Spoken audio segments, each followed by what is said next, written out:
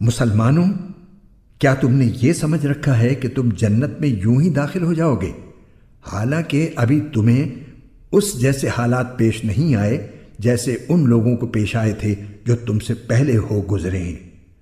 ان پر سختیاں اور تکلیفیں آئیں اور انہیں ہلا ڈالا گیا، یہاں تک کہ رسول اور ان کے ایمان والے ساتھی بول اٹھے کہ اللہ کی مدد کب آئے گی۔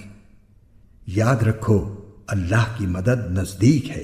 لوگ آپ سے پوچھتے ہیں کہ وہ اللہ کی خوشنودی کے لیے کیا خرچ کریں۔ آپ کہہ دیجئے کہ جو مال بھی تم خرچ کرو وہ والدین، قریبی رشتہ داروں، یتیموں، مسکینوں اور مسافروں کے لیے ہونا چاہیے، اور تم بھلائی کا جو کام بھی کرو اللہ اس سے پوری طرح باخبر ہے۔